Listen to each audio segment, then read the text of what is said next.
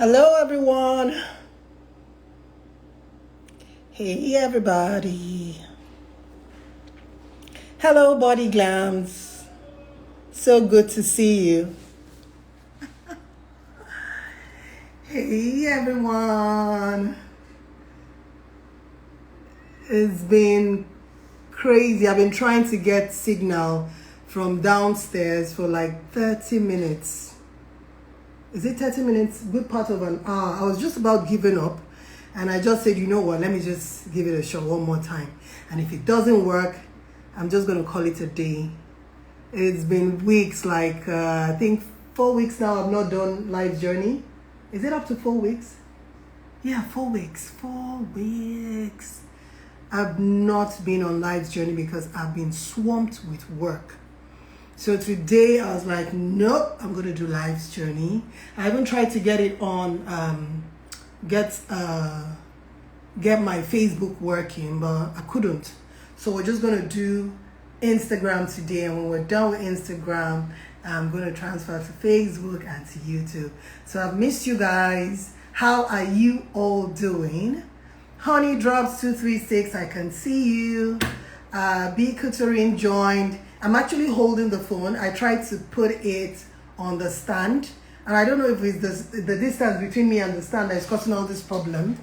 I hope the signal doesn't go. Do you think it will go? Let me try. So, I'm going to try to do this. And hopefully I'm still going to be on. Okay. Yes. So I am... So hello everyone, this is Life's Journey with Benedicta. I have missed everybody. How have you all been doing? Jacinta, David, how are you doing? World_Omi, thank you for joining in. Roca Official 9587, thank you for joining in. Yeah, so this is Life's Journey with Benedicta. And if you are joining me for the very first time, Life Journey with Benedicta is a show where we come late nights every Saturday going into Sunday morning to talk about topical issues, issues that we try to live with. We try to find solutions. We try to, garner advice from people that have been on that life path. Sometimes we try to illustrate the topic or try to address the issue more by discussing about any present topic that is ongoing. So that way we can relate to the topic at hand. Today, my topic for today is marrying in your teens and in your early 20s. Is that the perfect time in your life to get settled? A lot of people will debate and say there isn't any perfect time to get married. Marriage is all about finding your life partner or finding that person that completes you. But research has shown that the time in which you choose to settle will actually determine if that union is going to last, if that union is going to stand the test of time. So what is your take on this? Remember, Life's Journey is it's an interactive session. If at any point in time you feel you want to come in and share your own experiences, please send me an invite and I will be inviting you to come on and join the discussion, okay? So it's settling down, getting married in your teens and in your early 20s, the perfect time to get married. I'm going to be speaking for myself. I got married. My first marriage was when I was 24. No, I wasn't even 24. I was 23 when I got married. My first marriage was when I was 23, and I can tell you, it didn't work out for so many reasons. Some would say not age related, but I'm also going to tell you that I think it is age related, because maybe if I were more mature, if I was much older, I would have been able to see the red flags that I wasn't able to see when I was 23. Okay? Daddy Freeze also got married when he was 25. So, what is this telling me? A lot of my friends too, I'm not going to mention their names, that got married when they were in their early 20s, ended up coming out of the marriage in their late 30s. And some are still in the marriage, but the marriage has become extremely toxic. But the reason why they are unable to leave is for financial reasons. So when you are in a marriage or you are in a committed relationship, but I mean committed, in a relationship where you are bound by either your vows or you're bound by the children you have together and you're not able to come out of it, it doesn't mean you are in a good place. It doesn't mean you love to be in that marriage. It just means that emotionally you are disconnected. Emotionally you're no longer in that marriage. But physically you are answering Mrs. or Mr. because of your financial situation or because of the ties that are keeping you in there. But I'm not going to talk about why you're still in there. I'm going to talk about marrying in your early teens, in your early 20s and in your early teens.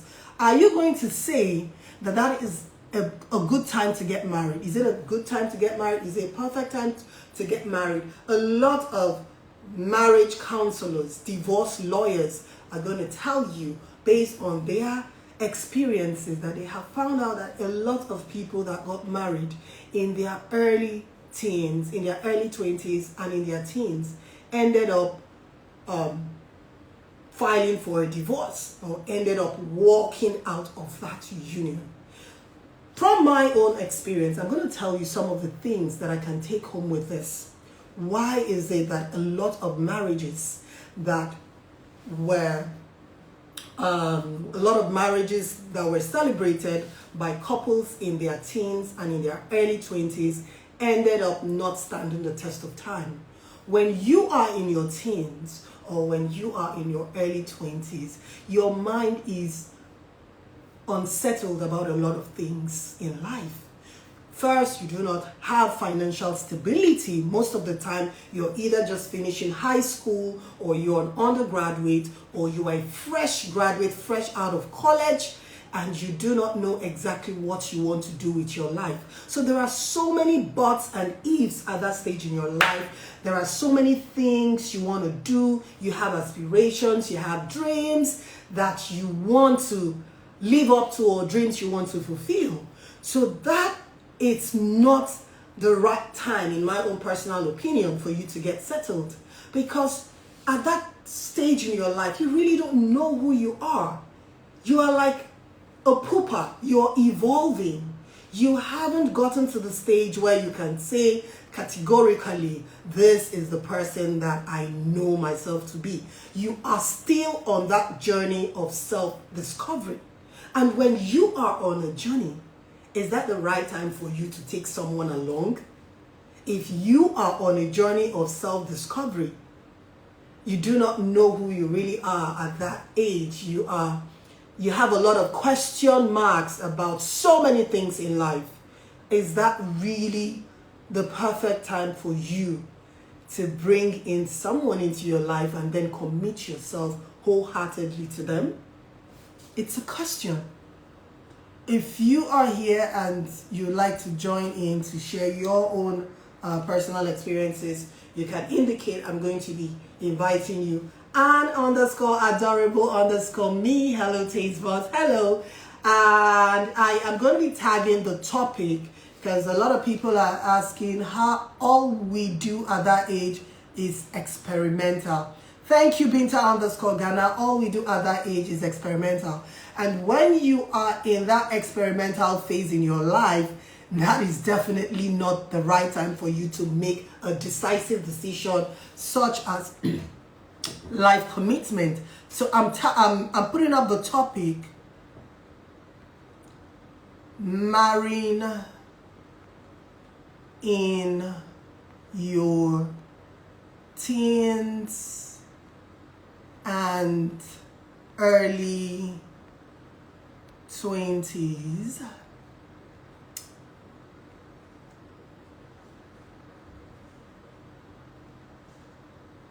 Yay or nay? Okay, so post. I'm tagging the topic. I'm putting up the topic. So I'm pinning up the topic. So that's the topic up there. Marrying in your teens and in your early 20s. Is it a yes or a no? For me, I was recounting my own personal experience because I married when I was 23, and I'm also sharing some of the research findings from certified marriage counselors, professional or established divorce lawyers, sharing their experiences in the divorce, in the courthouse. Most of the marriages that end up breaking down, most of the marriages that do not stand the test of time, happened between couples in their teens and in their early 20s. Someone was asking me, Taste, was I in the kitchen? Oh, yeah, I'm in the kitchen. The air conditioning in the sitting room wouldn't come on. The weather is so hot, so hot. It's humid. It's humid right now. You know, it's that time of the year. It's Christmas. The weather is dry. But I think this year we're not even having the feel of the Hamatan. It's humid. You understand? So I think the noise of the air conditioning might be filtering in, but I am really, really hot. So my own personal experience marrying in your early teens it's not a good advice. I have daughters. I have 3 daughters. And I have told them, until you attain some level of financial stability, I will not be encouraging you to get married. I will not like to hear, Mommy, I want to get married. Okay? Because financial stability for us as humans is crucial, it's critical, especially if you want to go into a union. You have to be able to bring something to the table. We have gone past that era where we believe that men are the sole providers in a marriage. Men are supposed to carry all the financial burden while women do the chores and the home, get pregnant and have babies. The world has evolved past that. I consider that the Stone Age. So I tell my daughters, if you are going into a marriage, you must be able to bring your own quota to the table when it comes to finances. If you do not have a financial stay in your marriage, you will not have a financial say. That is how it works. Initially, you might be blinded by love. You might believe that, oh, he's promising you he's going to take care of you. He's going to carry all the burden. He has more than enough. We hear that all the time. I have more than enough for the both of us. Oh, I have more than enough for us. What do you need all this for? We're so in love. We don't need this. We don't need this. Then you get into the marriage. You begin to realize all the things that you need. So financial stability is one of the key reasons why I wouldn't advise teens to go into marriage, or young adults in their early 20s. 2, most of the things that you will be doing at that stage or going through at that stage are primarily experimental.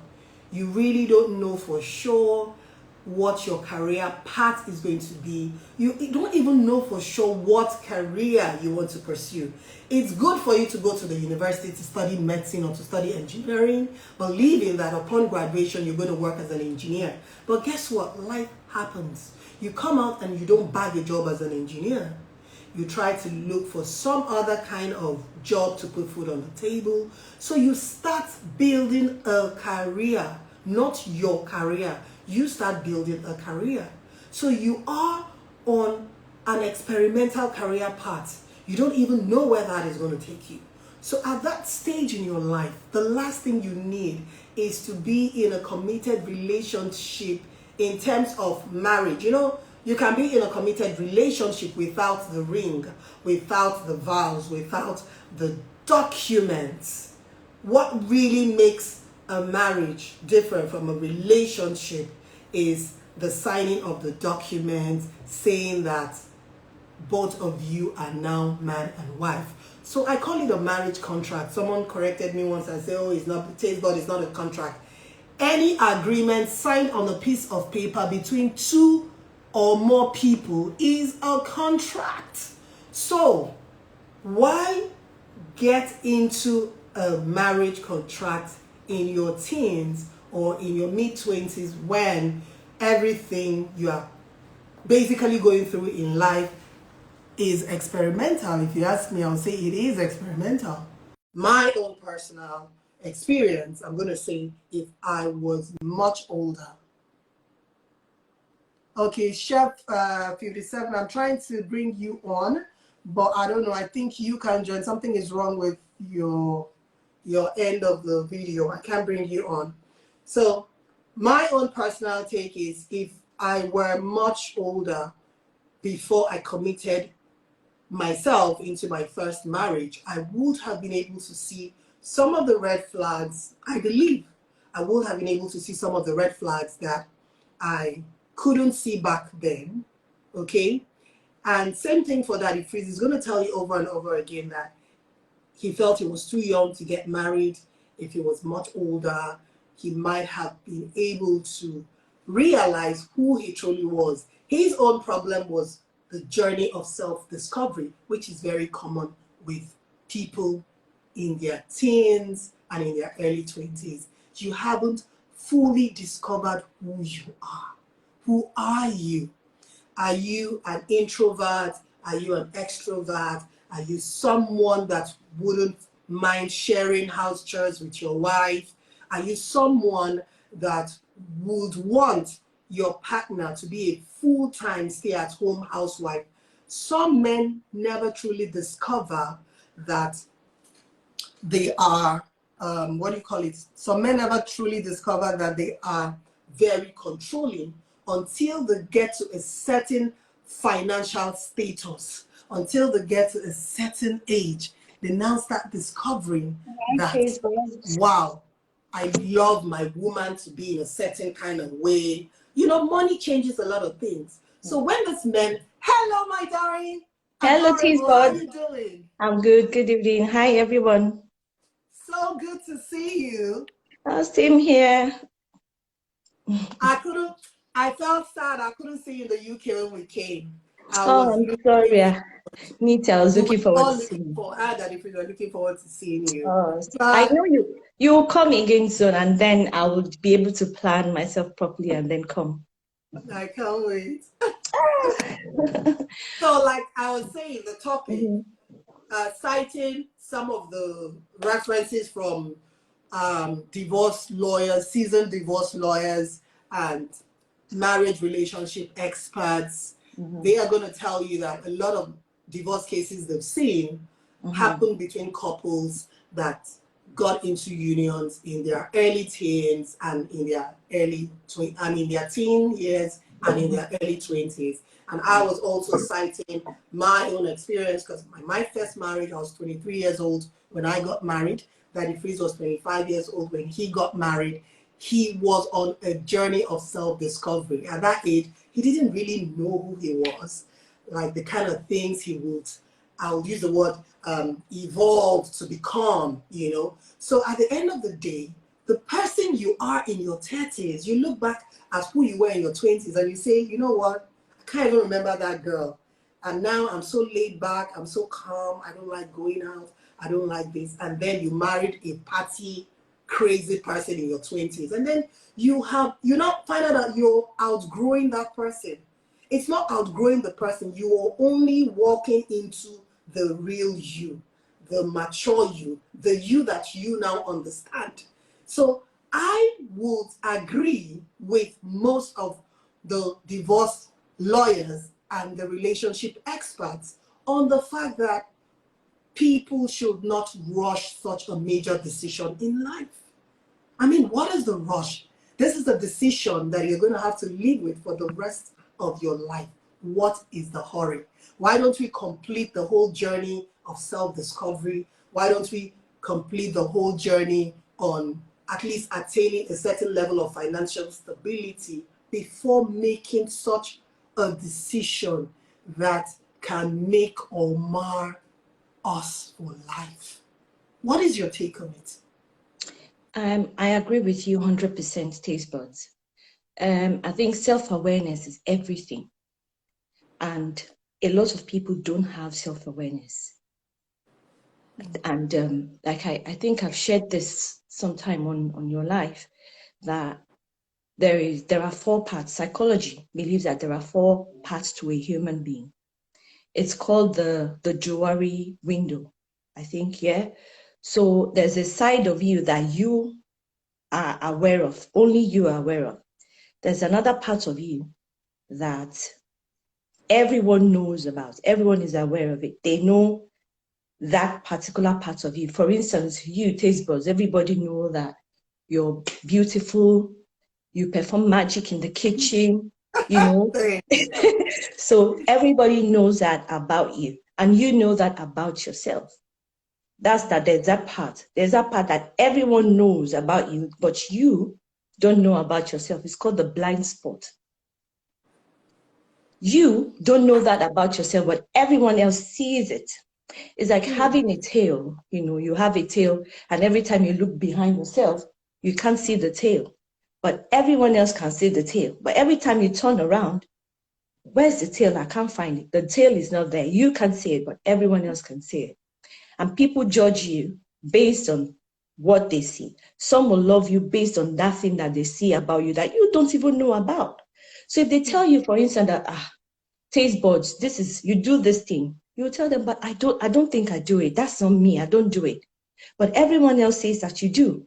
Now there is another part of you that you don't know of, and everybody else too don't know about it. Nobody knows about it. It's called the unknown part about you.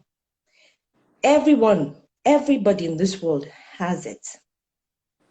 Now, there's a belief that if you then go for therapy, it is that part of you that is not known to you, that is not known to everyone else, that counselors or therapists tend to explore. That part of you is what they want to explore, because they believe that the decisions you make, your behaviors, your attitude towards life, towards others, the reason why you are who you are comes from that part of you that is not known to you and not known to everyone else. And that's why we say, oh, why has this person changed? All of a sudden, now that he has money, he has changed. Thank you. He didn't know he would change. He probably didn't know that he would change. Yes. Do you get what I mean? So they might say, okay, this woman got married. Immediately she got married, she changed. Well, she probably didn't know she would change too. So it is that area that when you go for counseling, that they explore, they start asking you questions and, trying to find out a lot of stuff. So that part may be as massive as this, but with time, when you go through counseling, it gets smaller, meaning that you're becoming much more self-aware. You become self-aware that, okay, there's a reason why, for instance, I don't like men with a mustache. There's a reason why I don't like men that are tall. There's a reason why I don't like men that are dark. Why? If you ask them, they might tell you they don't know. But with time, with all of the counseling and the therapy, you might now know that, okay, it's because dark, tall men reminds you of your dad who was abusive. And because of that, whenever you see a tall, dark guy, you immediately say, oh, I don't like them. Do you get what I mean? So now, getting married at the age... It's a bias. It's a bias. Yes. Getting married at that age as a teenager or a young adult doesn't make any sense unless you have all that self-awareness going on. You know yourself, so that when you're now married, you're able to separate your own stuff from the person's stuff. So when your partner accuses you of something, you tell them, no, that's not me. That's not me. That is not me. That's not me, that is you. But if you don't know yourself, and the person doesn't know himself or herself, and then you come together under the same roof, you will clash.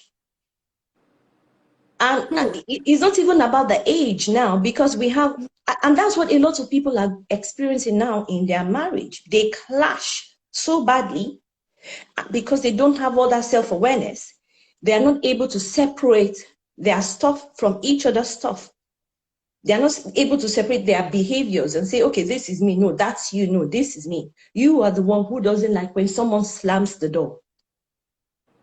You are the one who is, okay, for instance, let me break that down, like knowing your stuff from another person's stuff. So if, let's say, someone's father, like let's say the wife's father was abusive and he was an alcoholic. So every time he comes back, he let's say when she was young, he will come back drunk late at night and slams the door and bangs the door, and then comes in, slams the door, and gets physical with her mom. Now she's married, she's older. Her brain has hidden that trauma as a child from her. But it's still there in her. It's still there. It's still there. It's hidden somewhere. Like I said the other day, it's like you opening loads of apps on your phone. Yes. And you don't close them. They are there draining your battery, but you can see it, but they are draining your battery. That's how these things are. Childhood traumas and all of that. They are there somewhere in your brain. They are draining you. They are making you, causing you to make certain decisions that you shouldn't. They are there, but you don't remember exactly. So when she then marries, and then when the husband is a little bit upset, and he just closes the door gently, maybe walks away and just closes the door, first thing that comes to her mind is he banged the door. He shut it too hard, but he didn't. He didn't. Do you get what I mean? But because she's had that in her mind, it's there. Then she would then explode like, "Oh my God, how dare you! Bang the door, boy! How dare you!" And then, but if he has that self-awareness, and she's got that self-awareness, she will know. Well, he didn't exactly bang the door. He didn't do that. It's my mind that is playing tricks on me. So this thing you're saying is very deep. Very deep. It is. Even couples that are in a loving relationship presently, they have to listen to this and take note. They have to begin to make conscious effort to take note of when things like this happen, because it can ruin a lot of things. And you know what? And that's what's self-aware. Self-awareness is massive, and that's what's causing issues in marriages today. People don't know their stuff from each other. I remember whenever I'm usually I'm a calm person and quiet, and a lot of times when someone does something to me, most of the time I'll ignore, because I have more energy to play and laugh and be cheeky than to argue and fight. So I'll just like, I bet I can't shout, But you see, when I'm pregnant, my head is like that. Your tolerance level is limited. Yes. So I remember I used to tell my ex then, see, I'm now pregnant, and I may not be able to tolerate you. You see, those things that I would usually be quiet about, now I may not be able to. So be careful. So if I'm angry a lot, tread carefully. Yes, if I'm angry, is short. Yes, it's very short. So please just take it easy with me and understand that, okay, Remy is pregnant. It's the hormones, are acting up. That's self-awareness. Now, you don't have that self-awareness. You want to get married at that age where peer pressure is still like 100%, because the older you get, you realize that people cannot exactly influence you to do what you don't want to. Don't really want to do, yeah.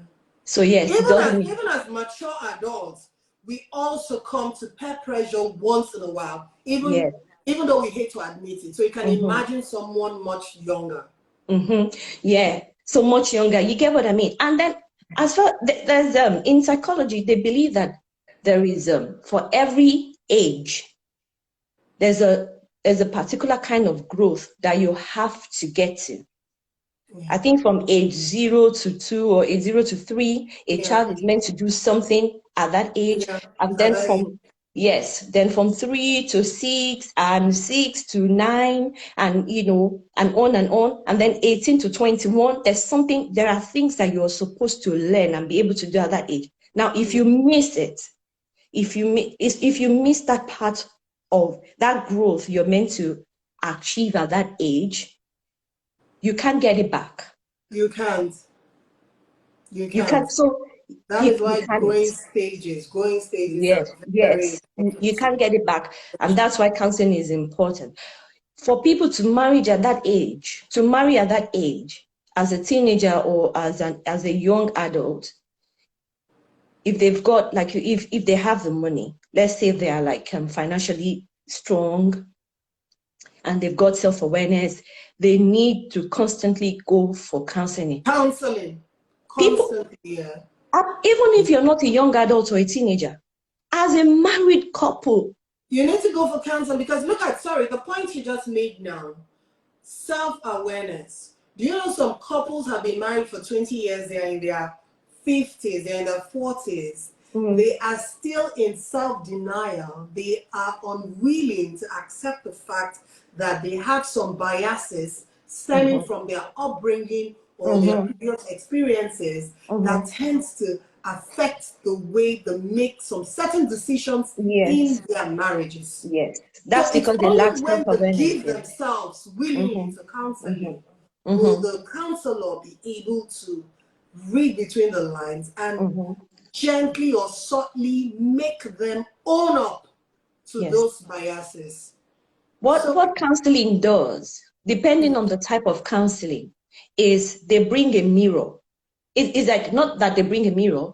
yeah, When they talk to you, it's like them reflecting you back to yourself when you yeah, talk, because what you do mostly is talk. So they reflect you back to yourself, so that everything you said is you are like the counselor will paraphrase you and ask yeah, you deep questions, open questions, you questions. know. So when you talk, even it's just like sometimes when you speak, wait a minute, I've just said rubbish. That thing I said just doesn't make any sense. Or, Doesn't make any sense. okay, now I know what I'm going to do. So that's what counseling does for you. If only married people can constantly Sorry, go for 1 minute. counseling. Yeah. Hello, everyone. For those of you coming, hello, hi. The topic you asked for the topic, I pinned the topic. The topic for today is marrying in your teens and early 20s. Is it a yes or a no? Do you think that you have passed the stage of um, self-discovery and all the experimental phases that teenagers and people in their early 20s go through? Are you Mm-hmm. sure your marriage will be able to survive the test of time? Because some people say, oh, love is all you need. Yeah. Love is all you need. And some will even say money. Once there's money, there's love, we can survive anything. But I beg to differ. I don't know what your opinion is, but we're here and we're listening to my sister. She is telling us some deep truths that some of us have to really consider. Even for people that have been in marriages for over 10, 20 years, there are some truths that Bemi sharing with us that you have to, listen in Yeah. on. So please just go ahead. I mean, counseling will help their marriage they will enjoy their marriage more, because you see, every day issues will keep coming up, and you know, and they may not be addressed properly in the marriage. Do you get what I mean? Because Yeah. okay, when a husband makes a decision and says, okay, in this house, after 7 p.m., nobody eats again in this house. But then the wife does not believe that, she doesn't believe that, it should be like that. She feels, why not? If you still want to snack at midnight, you are free to snack at midnight. Now, why does then they clash on that issue, even if they don't bring it up, right? The husband is not loving his wife like he should, or the wife is upset with the husband because of that. Why can't the kids snack after midnight? Why must the kitchen close down at 7 p.m.? Do you get what I mean? These things, Yeah. when you go for counseling, you find out that It's because of how you were brought up. It's your beliefs and your values. Hey, Daddy Freeze, it's your beliefs and your values coming into play and clashing. You need constant counseling. And then, having said that, we've talked about self-awareness. Then comes the mental health issues. Now, a lot of times people say, well, I love you, and then they get married because they love. The smart ones will go for, will do blood checks. Are we compatible? Your blood type, mine, and all of that. But do they check mental health? The person you're getting married to. The other day on this Daddy Freeze's Life, we were talking about if a couple should share a bedroom. And I think someone came on and she said, some people have mental health disorders, and because of that, they can't share a bedroom. Daddy Freeze said, then don't get married. And that's the truth. Don't get married if you've got a mental, don't say I've got a mental health disorder, you take it like that. You should seek help. Do you get what I mean? Go and seek help. So when people who have a long list of what they want in a person, how many people checks for mental health? Sorry to cut you short. Sharing that bedroom is very important to me. It's one of the reasons, one of the many reasons why my previous marriage ended, because I never, ever shared the bedroom with my ex. He wouldn't have it. He wouldn't have it. For whatever reasons, we fought, I cried, I complained. He just wouldn't have it. He wanted me banished to my own room while he stays in his own room, and he believes that is how marriages should be. I mean, really, that was never my ideal my ideal situation in a marriage. Marriage was supposed to be togetherness, partnership, friendship. So it was a no-no for me. And if I had known from the get-go that this was the situation I was going to find myself in, that would have been a deal breaker for me from the beginning. I would never have ventured into that. And that's why it's important that we now at our generation should push our kids to go for counseling, marriage counseling, not with your pastors, professional counselors before getting married. Do you know why? Because they will be able to point out, we've got psychosis. Your blind spot, like you said. Yes, we have. Don't even know about yourself. There's psychosis. There is NPD. That's a personality disorder, narcissistic personality disorder. We've got bipolar. We've got schizophrenia. We've got depression. We've got anxieties. We've got OCD. Okay, let's take OCD for instance, obsessive compulsive disorder. OCD is a marriage breaker for so many people. It's massive. That has OCD. If you're not mature enough to understand how to handle your partner, it can be a deal breaker. It can be for life. There was a guy that was asking me out. This guy was asking me out he was on my neck for years. I have the habit of stretching a person. I want to know you first before we can start anything. So I'm thinking 1 year. If you can't wait, bye. So this one was like 4 years. Well, I didn't want to have anything to do with him, but we were friends. But at some point, I thought, okay, you know what? I don't even have anyone I'm with at the minute. Let me even consider him. We are friends. We've been friends for a long time. Let me see, if we can. Then I visited him. When I went to his place, I knew, no. It was a totally different person than I saw. Guess what? For a guy, if you see his bathroom, I am neat. So my children think that I have OCD, but I'm not OCD. OCD is not about being neat. Do you get what I mean? For me, I'm like, oh, don't put that there. Don't put this there. My kids know the house must be clean 100%. Well, I'm talking when it's overly clean. This guy, if you see his wardrobe, if you see his chest of drawers and the way he laid his clothes, his boxers, his shirt, his bathroom looked like nobody has ever had a bath in it. His behavior, I knew, oh my God, this is obsessive compulsive disorder to the highest. And you know what? He's not aware of it, but I knew it, and I knew that was going to be an issue. Now, if you as a young person now want to go and get married, you don't know anything about mental health conditions. And you just think this person is just a little bit weird, and that's what I love about him, or that's what I love about her. And you go and marry. You're on your own.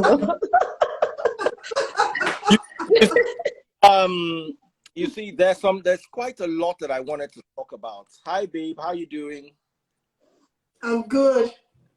There's quite a lot I wanted to talk about. Marrying in your teens and early 20s, yay or nay? You see, there are no rules in life. Anything can happen and anything can work out. But to be honest, the level of maturity you need in a marriage, I'm not sure a teenager can have it. And I'm not sure someone in their early 20s can have it. You see, marriages are very complex and dynamic institutions. A lot of people do not understand what marriage is. They think it's all fun and games. Let me tell you, enjoy dating. Oh. Dating is very sweet. Dating is not related to marriage at all. There's no semblance. Dating, you are irresponsible. You go for a movie, you go for dinner, it is all fun. Marriage, you are going to pay bills. You are going to deal with issues. The in-laws, all of a sudden, you are going to have to deal with issues that are not your immediate family. You're going to have to take very serious decisions. Now, there's some people who are marriageable, who are great people, but they're surrounded by a bad family. By a bad family, I mean a family that is non-progressive. That person that you want to marry is like an orphan. I call them financial orphans. They get papa, they get mama, they get brother, they get sister, but financially they're orphans. You understand? Mama, papa, brother, everybody, they depend on them. I was listening to a video on Facebook today, and a woman came and talked about a Ghanaian couple. I don't know if you've seen that video. A Ghanaian couple that came to Nigeria, you understand, and were living together. They had 10 children, and then their house got burned, and they now had to go back to Ghana. Getting to Ghana, the wife went to borrow some money to do business, while the husband's sister helped him jackpot. Husband jackpot go abroad. He reached the abroad. He forgets the family area. Married somebody from the abroad that was a woman with 5 children. So he came back to Nigeria, built a house for this new woman with her 5 children, and abandoned his own children. Of course, for everybody, it's so easy to say, oh, what a wicked man, what a wicked man, what a wicked man. Were you in the shoe with them? First of all, why did they have 10 children? Anybody listening to me right now, if you are in 2022 and you are just going to get married and you have more than 2 children, you are a mad person. You are a lunatic. Are you studying the world population? What are you doing? Unless you have a triplet. Do you want to sell some? If you have triplets, you are allowed to have 3 children. If you have 1 child and then you have twins, you are allowed to have 3 children. Let me tell you, people getting married now should be thinking of having 1 child. You should start considering it seriously, because the world cannot accommodate the waste products. Listen, the world can still feed us. The world can feed double our population. What the world can't handle is our waste. If you put a goldfish inside the tank, a goldfish can survive in a tank. But they will tell you when you are buying fish, don't put more than 3. They'll give you a certain size for the tank. Don't put more than 3. If you increase the tank, don't put more than 5. Why? The goldfish waste will kill them. We are not in a time frame, and the problem is the Bible and the religious books that were written 2,000 years ago cannot be your guide for 2022. You are not a farmer. The only work they had during the time when they were writing Bible was farming, fishing, carpentry, bricklaying, where you needed many hands. It is easier for 100 people to build a house than it is for 10 people. It is easier for 100 people to plant a farmyard than it is for 10 people. It is not easier for 100 people to run software than it is for 10 people. We are in a time frame where we don't need plenty population. So that's the first problem. Why are you having 10 children? Was it the man that wanted to have 10 children or the woman that wanted to have 10? You see, by the time you start entering marriage, the dynamics get very scary. You can be in love with someone. I've been in a relationship before when we had a great relationship. The moment we got married and the dynamics of marriage hit us, the relationship died within 6 months. I was still in that relationship for another 10 years plus, but it was dead. Just getting married killed the relationship. Because you see, when we're dating, it had not become the first thing the family did to me and my ex was, you have married her now, she's now your responsibility. I was a youth copper. What am I supposed to do? How do I get her a job? I don't know anybody. I could barely get, for me to get a job, I had to work for 5 years on radio in Ibadan. That's now a I'm financial strain. Financial strain we're talking about. So as a 25-year-old, my ex also has had daddy issues. She lost her father when she was 8. And she said it repeatedly over and over again. She likes older men. I'm 2 years or 3. I was 3 years older than her. There was a level of maturity that she was expecting. Now listen, expectations kills a marriage. There was a level of maturity she was expecting from me that I was not going to give. And this made my career, made it worse. I'm supposed to go on the radio every morning and say, hey, everybody, how you doing? Yo, yo, yo. So where's the maturity going to come from? I'm up till now, I'm not particularly mature till today at 46. Now imagine when I was 25. So she was looking for a father figure. Your husband is not your father. If you have daddy issues, deal with them. It's not your husband's duty to solve your daddy issues. Some of you carry emotional loads from your family and bring them into your marriage, and then you will cry that the marriage has failed. Why will the marriage not fail? That is her side. My side, I was immature as a 25-year-old guy. I did not know what it was like to be a working class guy. I did not know not a working class guy, in gainful employment. I did not know what it was like to deal with female attraction. I was a local radio presenter in Ibadan. All of a sudden, I'm in Cool FM. Girls that we used to read about in City People, they now use their leg and enter our office. And some of them will cut me eye like this. Your own was finished. I tried to tell there was a day, maybe 5 years into the marriage, we're having a conversation, and I can be brutally blunt. Stacebot knows me. I can be brutal. I don't know how to filter my feelings. That's why I don't have many friends. If I cannot speak my mind in front of you, we can't be friends. Because I don't like people who set verbal traps. I will hang out with you once, twice. Once I see that that's your, just cut you off and move on my own. I sat down with her and her friend one day, and I was saying that, when I got to Lagos, I got carried away. I didn't say what carried me away. I said, oh yes, I said women, the attention from women got me carried away.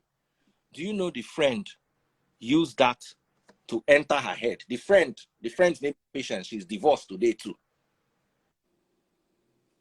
Why am I saying this? Another thing you need to understand is, keep your friends out of your home. Keep your friends out of your home.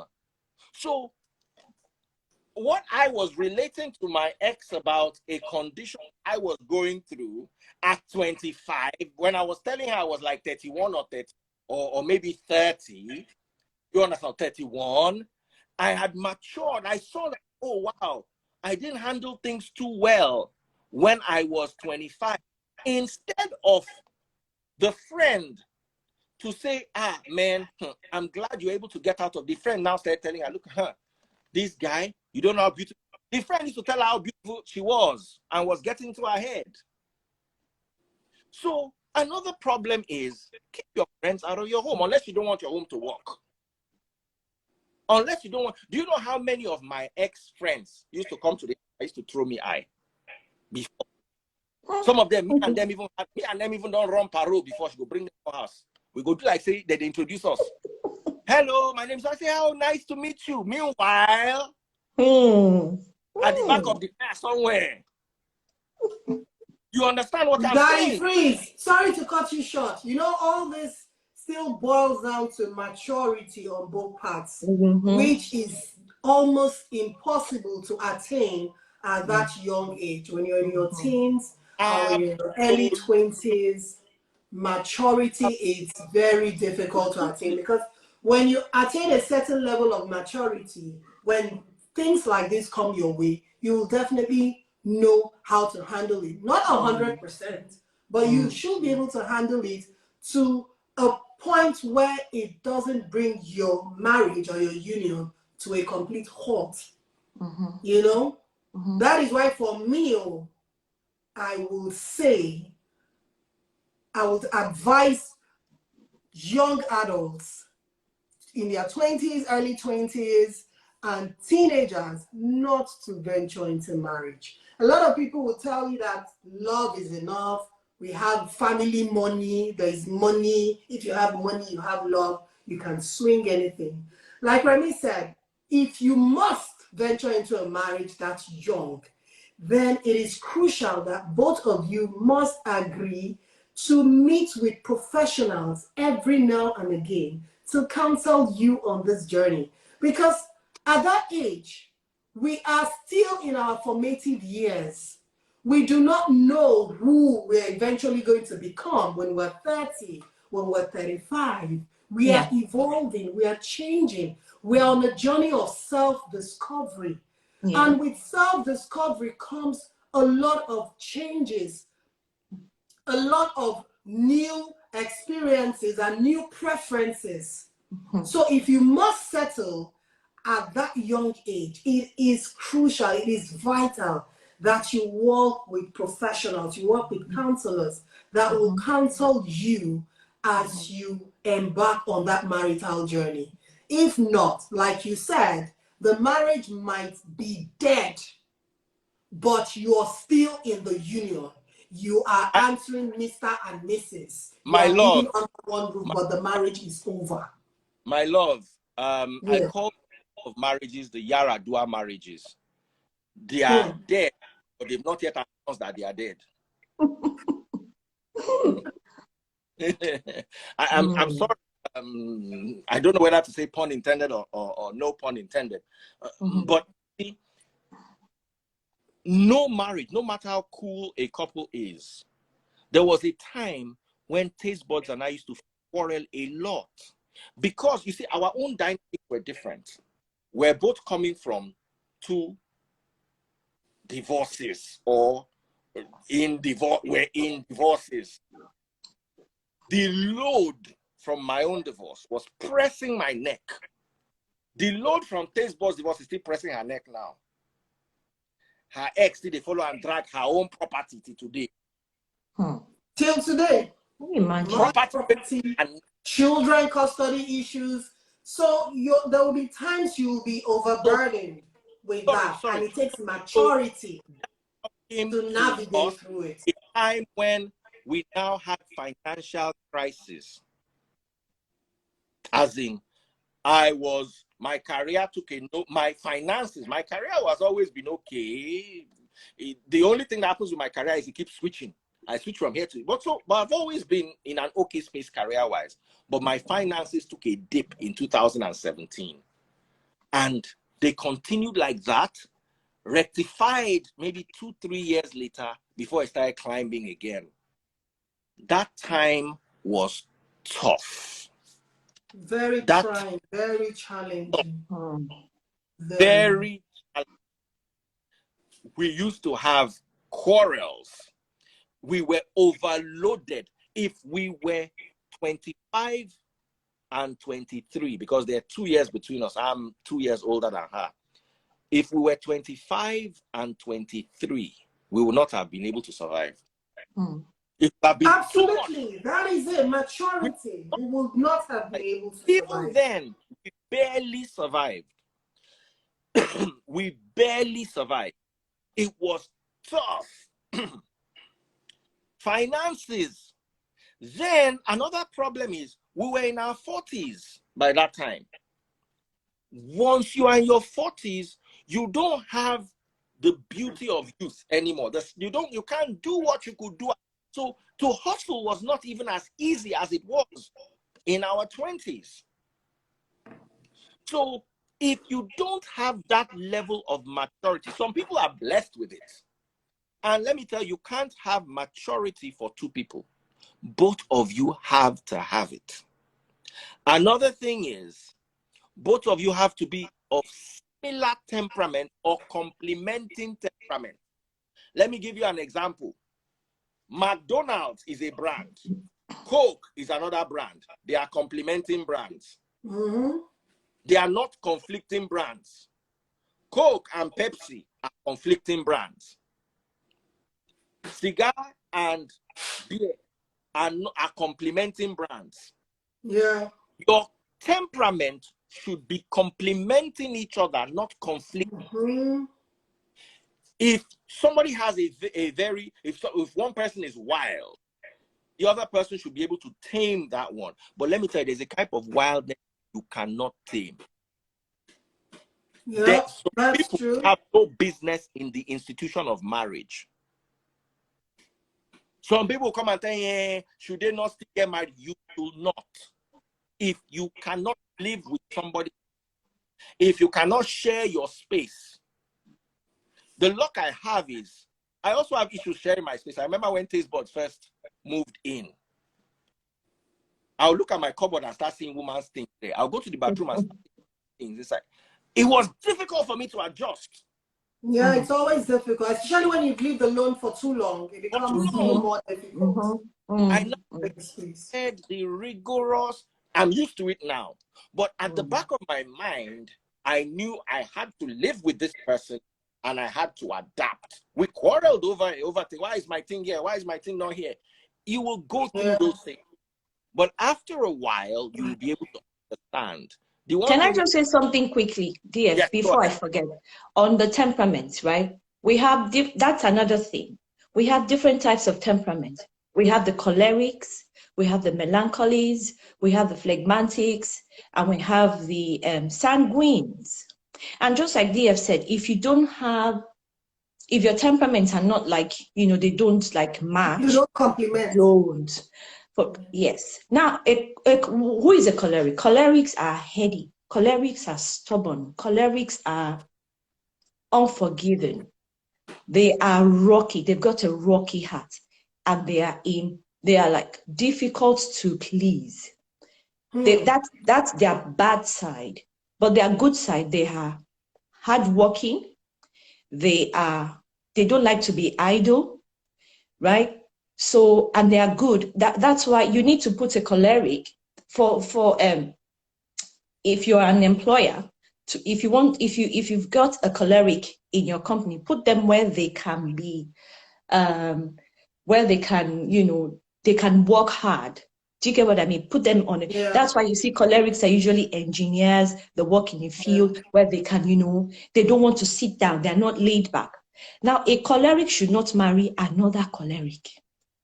It's going to be fire. It will be fire in their homes. Do you get what I mean? It will be fire in their homes. A choleric should not marry a melancholy. Oh my gosh. Because you marry a melancholy. Melancholies are what my son called moody broody.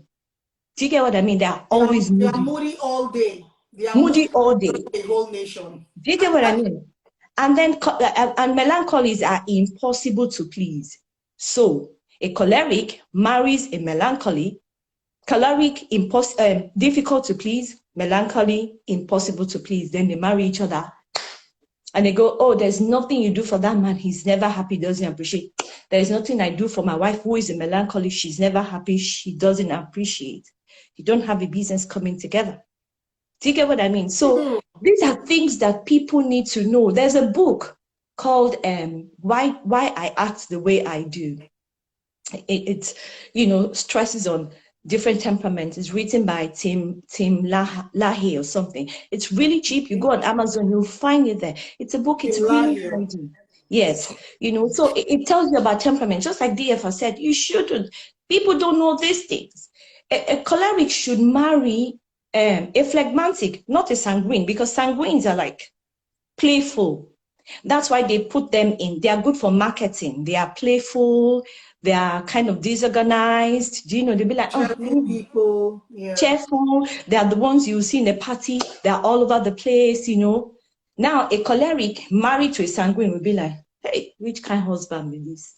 He's just everywhere. He's so disorganized. He's so lazy and so laid back. He just wants to talk. Immature. So immature. See, there are loads of things that needs to be considered before you settle and get married. And there comes the issue of mental health. You go and marry somebody who's got psychosis, but it's not full blown yet. There's just a little bit of that. And then marriage comes with its own stress. Yeah, sorry to cut you short. A lot of us, I think it cuts across age grades. There are certain aspects of ourselves that we are in constant denial of. We do not want to face our truths. Okay, it's right in there, like we discussed earlier. And until we can begin to accept our flaws, accept our biases for what they are, because we all have them, cohabiting with your partner, irrespective of your age, would almost be impossible. And that is why, like we said earlier, it is advisable for couples to seek professional help from marriage counselors every now and again, because there are certain aspects of ourselves that we fail to admit, and that we can see affects marriages, all kinds of marriages.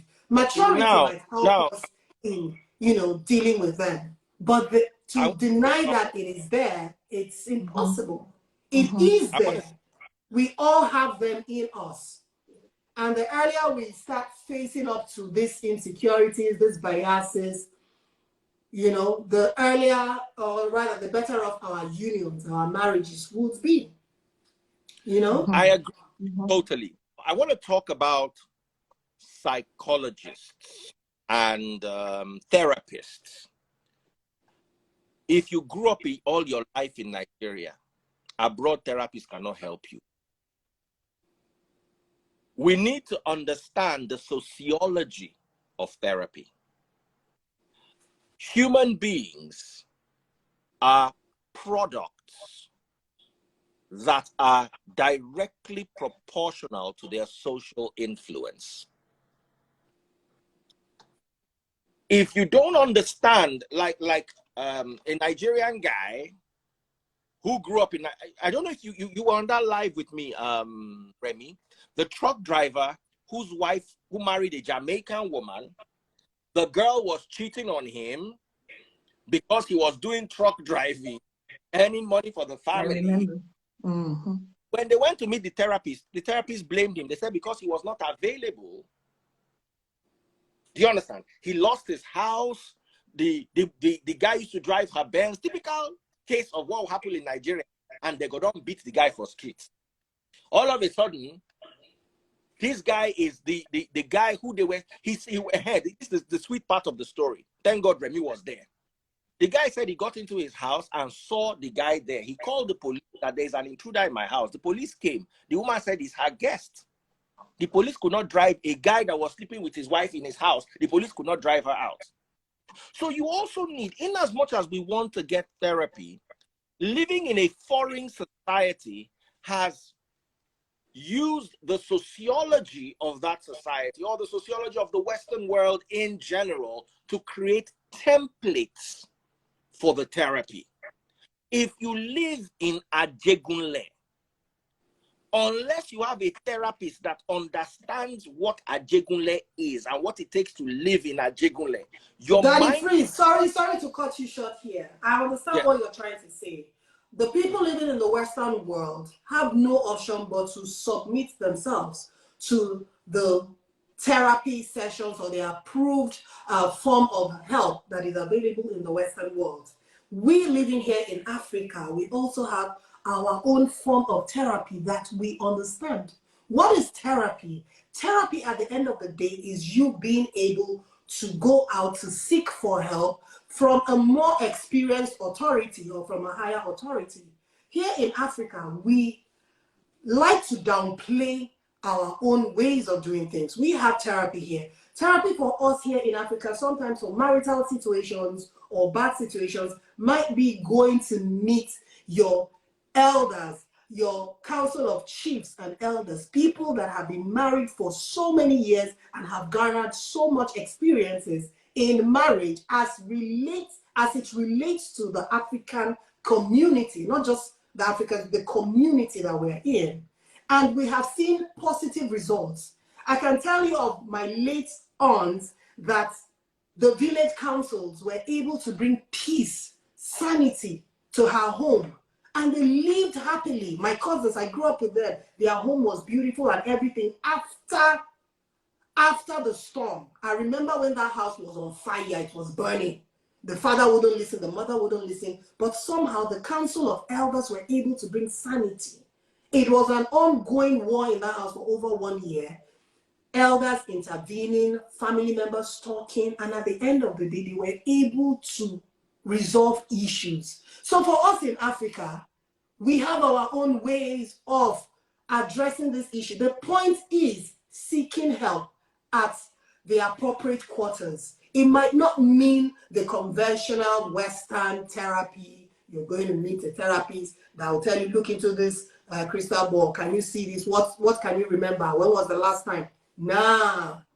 Sometimes it's just being able to have someone that is experienced enough to listen to your problems and be able to share wisdom that will guide you out of that storm, that marital storm that you're in.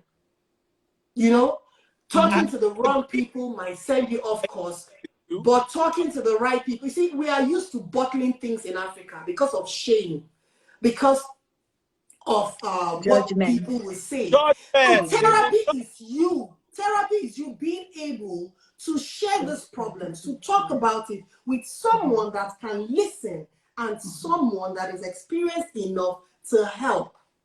So that is therapy for me.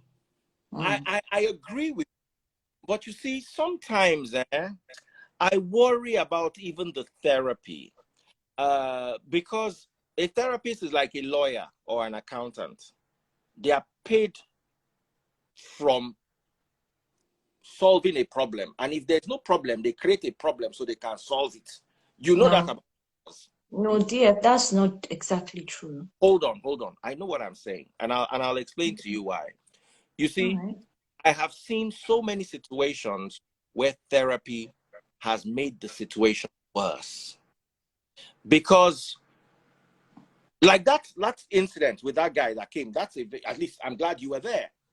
The guy went to the therapy. He had his own faults, but they blamed him for everything. At the end of the day, he had to lose the marriage, lose his house, lose everything. Society is very important. Our mothers' marriages, I would not take therapy, for instance, about my marriage from my mother. I will not. She's mature, or my auntie. Because what they saw as marriage is not what I see as marriage. What they were able to take, my wife will not take 10% of what my mother took. So who do you go to for help? Who do you go to for help? Because there's a problem. There's a problem, and there has to be a solution before you throw in the towel. You have to fight to save it before you throw in the towel.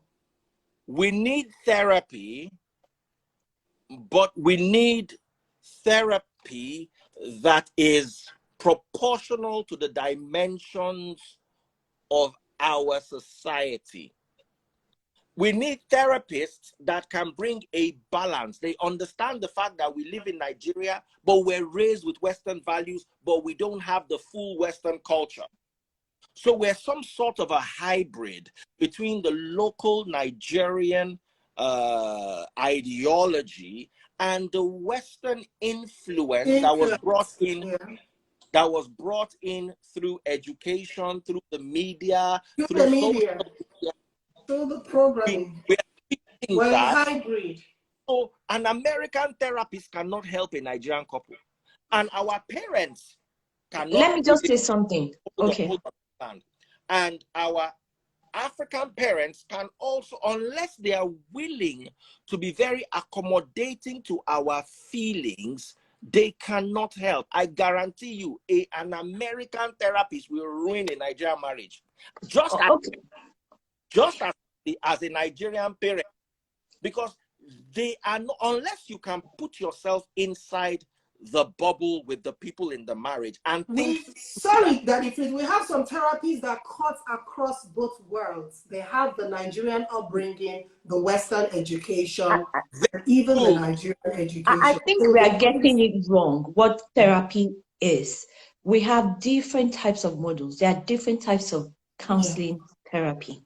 We have but they are broken down into three major ones. There's psychodynamic therapy. There is CBT, which is a cognitive behavioral therapy. And then we have the person-centered counseling therapy. Now, person-centered counseling therapy is the everyday counseling. They don't tell you what to do. The counselors don't say anything. They don't advise you. They listen to you talk. You are the one who is in charge of the session. The session is about you. So when you go for that session, the counselor is just repeating, paraphrasing you. They are saying the same thing that you are saying. They don't say anything. They don't teach you anything. That way, whether you're Nigerian, all the things you bottled up in that you bottled up for years. And then there are things, there are things that you have forgotten that happened to you 20, 30 years ago. You will then remember them, and then you'll be like, oh, right, I see. This is why. You pay them to listen to you lament. For them to listen to you. And you know what? Let me tell you, you know what? Do you know why marriages lasted in those days? Because they had person-centered counseling kind of communication. That is what it is. They had communication. Hold on, let me say that to you. You look, go and you lament and they listen to why you. marriage is therapy. Two seconds. Let me just make my point, right? Okay. What I'm saying is, in those days, right, I'm not saying that marriage, everyone's marriage lasted, but I'm saying that it's not the same. Marriage then and now, even relationships, even friendship, then, when we didn't have social media, it's not the same as like now. Do you know why? Because we had true deep connection. Why? Because of communication. People were able to talk. Do you get what I mean? What people did was talk and talk and talk. What we are doing now is therapeutic. We are talking. And from this conversation, people would then remember stuff. Then there's what we call the CBT counseling, cognitive behavioral therapy. There are different types of therapies. It depends on what you go for. CBT is for addictions. They now tell you directly what to do. Do you know why people don't get help when they go for counseling? Because they don't complete it. What do you call it? Person-centered counseling is a long-term one. Psychodynamic is for people who have psychosis, schizophrenia, who have serious mental health disorders. They are very long. They take years, but people go for 1 or 2 sessions and then that's it.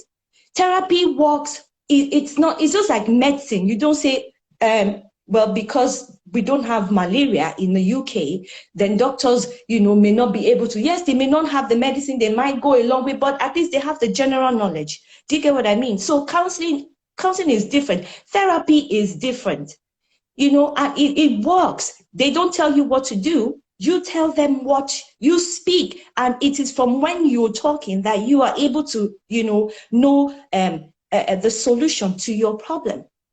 Do you get Okay. what I mean? So it's different, you know. Yes, you're making a lot of sense, but I want to go back to the malaria formula. Yeah, a doctor in the UK will go around, go around, go around. The doctor in Nigeria will give you a 1,500 naira drug, and you are sorted. But they know it's malaria. But Hold on. UK doctor will immediately know it's Yeah, malaria and tell you. we didn't know it's malaria. They are going. If you go to a white doctor in a white neighborhood, they probably might take a month to figure out what it is. Especially if you're white and you just had malaria tangentially. Now, I need us to understand the dynamics of our society. First of all, you need to also understand that therapy is unconscious social engineering. They want the mind of the society to be tailored in a certain direction, and they subconsciously work it. That's a conversation for another day. Marriage in itself now, our previous marriages worked because people were more tolerant. Husbands were more tolerant towards the wives bringing the entire family to come and live with them. Wives were more tolerant to husbands having several side chicks as long as they did not bring it into the home. Those were the dynamics. If you went to meet Tastebuds and I, babe, you and I were talking the other day about a woman who had children, and then the husband got her pregnant for the 11th child. And then the woman almost died having the 11th child, and she went to report at an meeting. Yeah. Age Dynamics are different now. Now, when she went to Dynamics are report different at now. the Umuna meeting said, this man, you are very wicked. Must you buy this woman with so many children? Why don't you marry a younger wife? How have they solved the problem? Dynamics are different now. Sorry, dear. Dynamics are different now. Like you said, back in the days, women were more accommodating because men were more giving. Now, men are not as giving as it used to be back then. Then the men were made to carry every single financial burden. So the woman has no financial input, and then she has no financial say. But the dynamics are different now. Women have financial input in running a home, and now women have more say in a home. So the tolerance level for the woman has diminished, and also the demanding level for the woman has also diminished.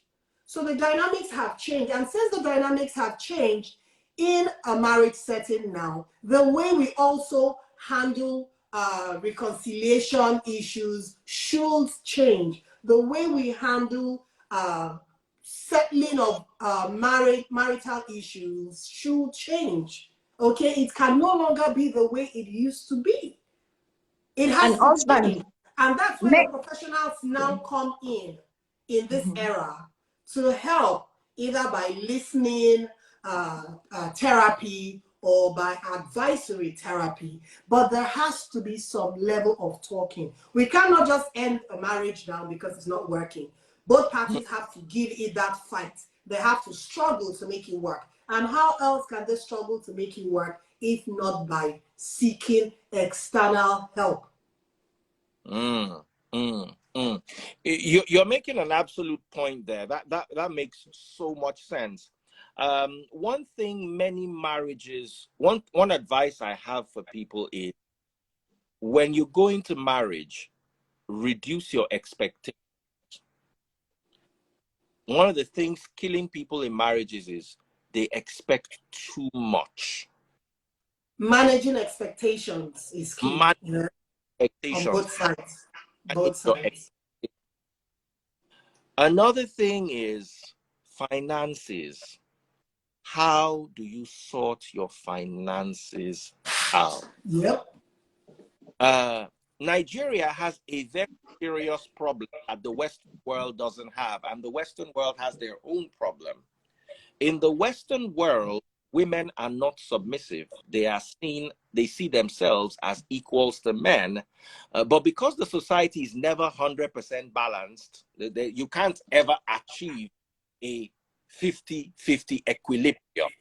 Yeah. It will 55, 45, 60, 40, 70, 30, as the case may be. And abroad, instead of having that 50-50 equilibrium, what you have is as high as 70-30 in favor of the women. So they have a society that tilts towards the women when it comes to balance. No matter what people have, I've brought lawyers to try to debate this, and they'll say, yes, if you fight, they even if you go out of the house at the end of the day, they will still investigate and find out, blah, blah. But the fact that they chase the man out of the house first already shows that there's an imbalance.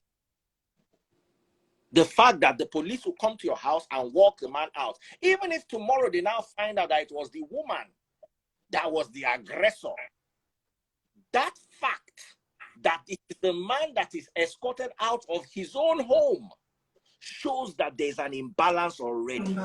Yeah. Now, why am I talking about this imbalance? And I'll explain my points to you exactly.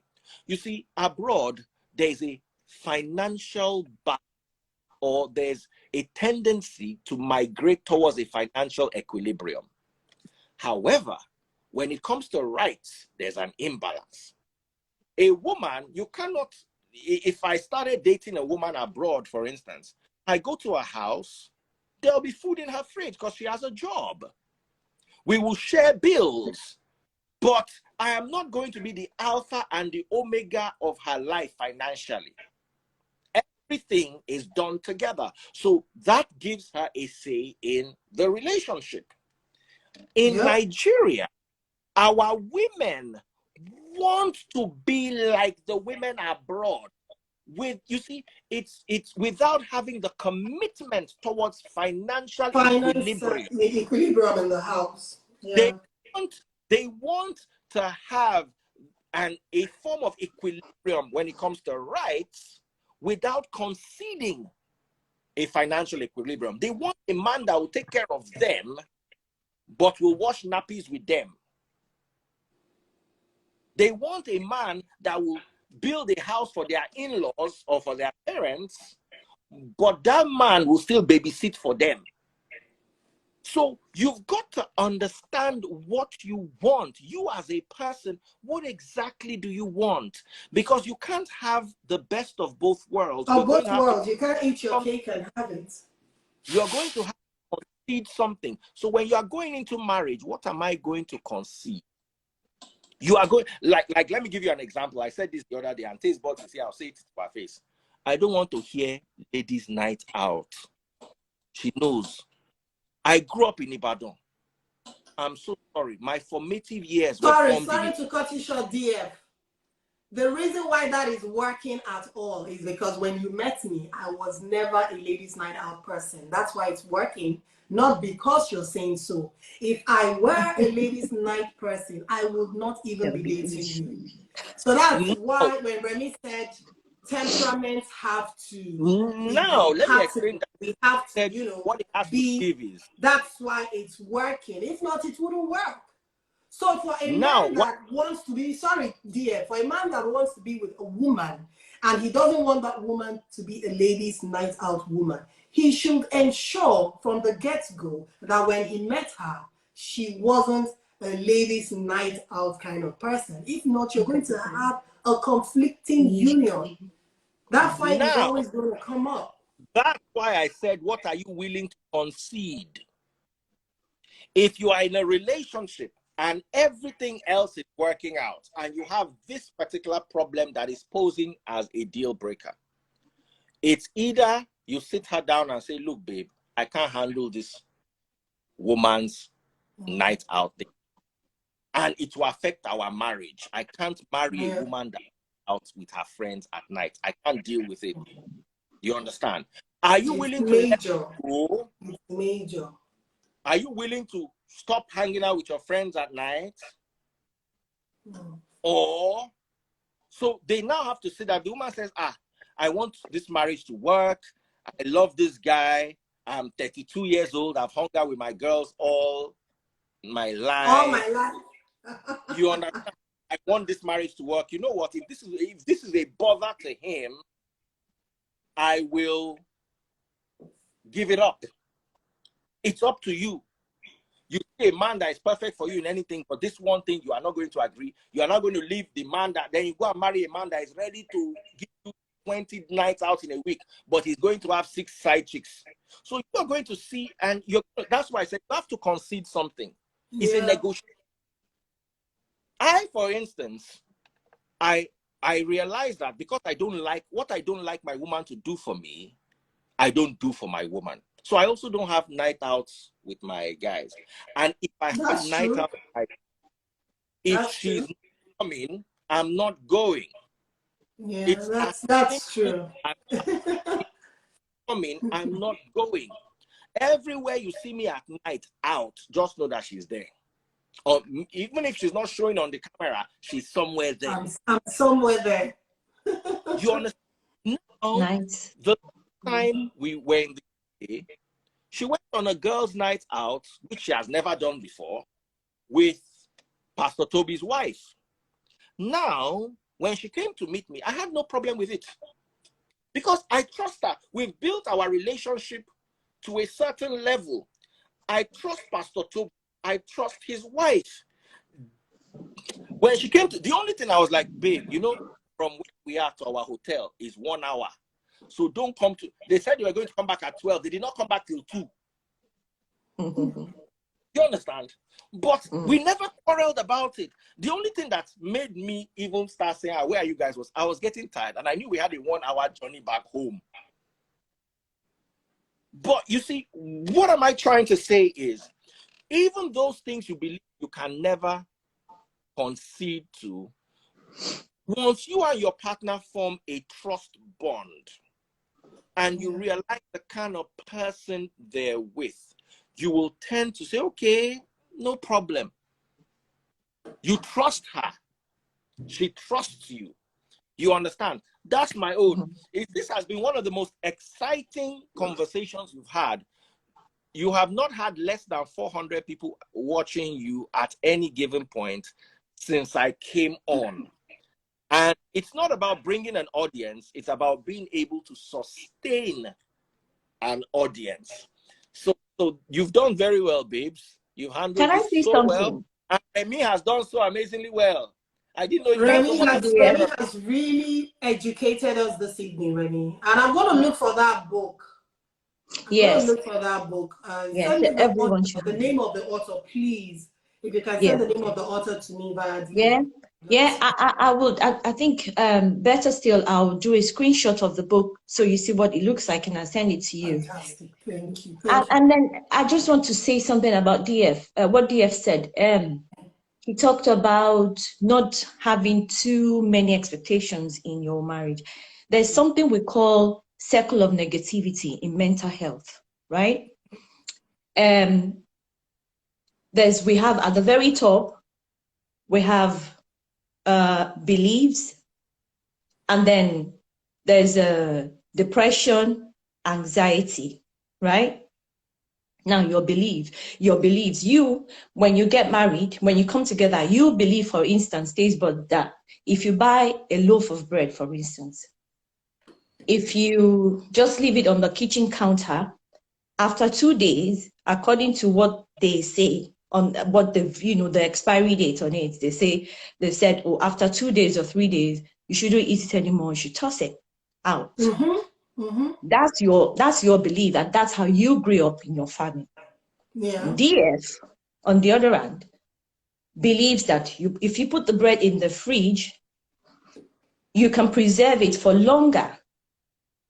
You will clash. Because you would want to eat the bread. You'd be like, oh no, but it's past the expiry date, I can't eat it. And DF will say, well, it's been in the fridge for a couple of days, I can eat it.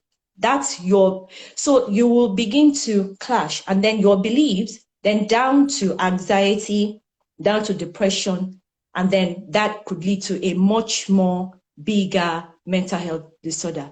And if you don't break your beliefs, that circle of negativity will keep going on, and then you might end up with depression. You're depressed because your husband doesn't believe that when the bread has expired, after 2 days, you shouldn't eat it. And then DF, for instance, may end up with his enemy may end up with anxiety, because you'll be like, oh my God, taste buds just doesn't get it, you put the bread in the fridge, it can still stay longer. Now, ladies' day night or ladies' night out or whatever it's called, but I don't go for it because I am more of the, stay inside kind of person. But then he believes that women shouldn't, because if they go, there's a reason. He believes that when women go out at night, they can do whatever. There's a reason why he doesn't exactly encourage it. And let's say you, on the other hand, you like going out at night with your friends and you can be responsible. Then there's a clash. One of you need to break your beliefs. You need to break that so that circle of negativity just doesn't keep going on and on and on. Sorry to cut you short, Remy. Yeah, what you're saying makes a lot of sense, and that's why I say before the marriage or before you commit yourself into a marriage contract, there are certain things, like certain lifestyles that you might have that is a deal breaker. So it's always important you put it on the table before you get into the marriage.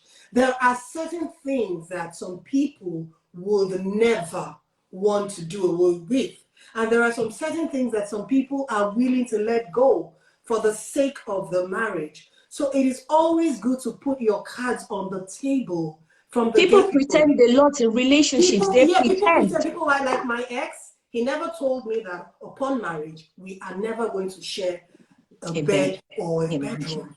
As in, I was like, what? It was, when they say shocker, like that was the first shock I received 3 days after the ceremony. He just asked me to move to the next room. But I didn't hear what I was like, what? He said, we can't sleep on the same bed. We talked within 1 week, I was in the next room and I was there in my bedroom for the next 10 years.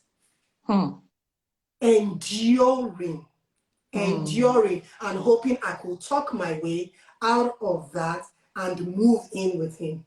So people pretend a lot, okay? People pretend a lot. So if there's anything anybody's taking home today from this show or from this discussion is, please do yourself a favor by being open, by being transparent with your partner. Don't think that by deceiving them or tricking them into a union is going to get you anywhere, because that union is headed for the rocks. It's only a matter of time, and a lot of people are going to get hurt. Children might be involved, family members, family friends are going to have to, pick their sides. So a lot of people are going to get hurt. So you're saying, oh, I can trick her, I can trick him into a union, and then when we get into the union, I can do whatever. It doesn't work. Marry a person that has a complementary temperament to yours. Please, if there's anything you should take home today, these two things: marry a person with a complementary temperament to yours, and do not trick a man or a woman into a union, because there are certain lifestyles that we would never want to give up, even for marriage. And go for mental health assessment when you're getting married. Yes. Hey, I will not let my kids get married without checking the person's mental health, the person they want to get married to. Check their mental health status before you get married, because you see, some people have it in their genes. Hold on that. So what are we? You want to get married? You are checking HIV status. You are checking sickle cell status, SS, genotype. You are now checking mental health. At what stage do two people actually meet themselves? We should leave mental health unless the person, you will see some mild. That is right. I agree with Remy. There are some situations you can't deal with. There are some situations that you cannot handle. But you discover it on time, Jackman. There are some situations really you can't handle. But listen to me, babe. You have your own anxiety issues. I have my own. If we were to go and do these mental health issues, me and you will not be together. We will. You know why? Because it is complementary. It is something I can put up with, and it is something you can. You say there is this thing they say that it frees. They say everybody has an element of madness. Are you aware? Mm. We are all not normal. Seriously. It's just that some people, their level of madness or their level of craze is more than others. So when you want to get married, find the person that your craze and your own craze complement. I'm not even talking about depression now. Let me tell you, my mom's friend, all of a sudden, this woman left her marriage. We didn't know why. She went with her daughter. And then it was just the husband in the house. I was really quite young at that time. But then we noticed that the husband just, was acting weird, was looking so unkempt and all of that. And then one day, this guy just tore his clothes on the street and was screaming. That's massive schizophrenia. There are two types of. And that's full blown. That's what I mean is, right? This woman was in the marriage managing the mental health condition of that husband for as long as it took. She didn't know that he had mental health issues. I'm not saying that if your partner, the person you intend to get married to, I'm not saying if you find out that he or she has mental health conditions that you should leave them. No, But you've got awareness about it. Awareness, you know how and then to you're support them. prepared. Yes, You're you know prepared and how you know to. how to manage it. Yes, manage it so that you don't make their conditions worse. Because sometimes you will marry somebody with a mental health condition. You don't know they have mental health issues. And then you get married and you say, this person is too difficult, too aggressive, too weird. You leave them. Then they marry another person. Wait, you see, then they marry somebody else who has an idea of what they are going through and then seeks help. Then all the causes you've written on that person, because he didn't treat me well, this will happen to him. And then nothing happens to him after you've left him. Rather, he's doing very, very well. And then you'll be wondering that God did not answer your prayer. But man, you made his condition even worse because you were not aware of it. You were stressing him, and then the stress in the marriage made his mental health condition deteriorate. But then he remarried, and this person knows that he has mental health conditions, has awareness on it, has went to find support for him, and is able to support him and shield herself to, and they are doing well. That's why it is important. Sorry to cut you short. That is what marriage is all about. Yes. You complementing each other, you being each other's support structure. Yeah. You being there to make up for that thing they are falling short of. That is what marriage is all about. Know what you're getting into. But you don't have to. If you don't have awareness. Yeah. You can't be of help if you do not have awareness. Exactly. Thank you so much, Remy. Honestly, I have learned so much from today's topic. Thank you, Taste Buds. Thank you. Remember to send me that DM. I'd like to. I will. I will.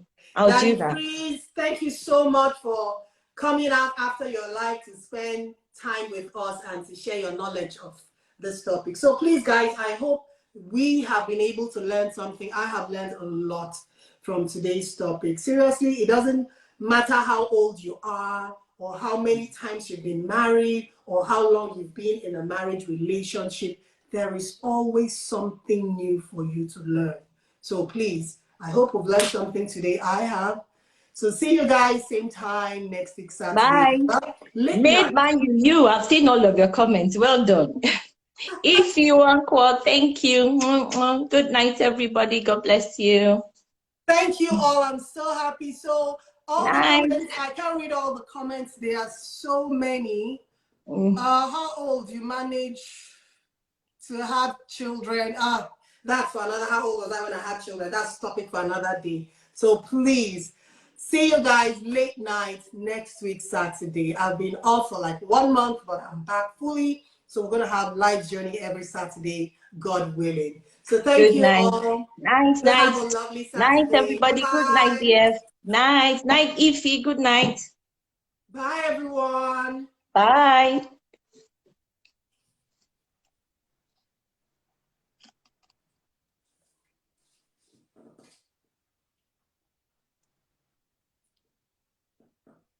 Bye, love. Bye, darling.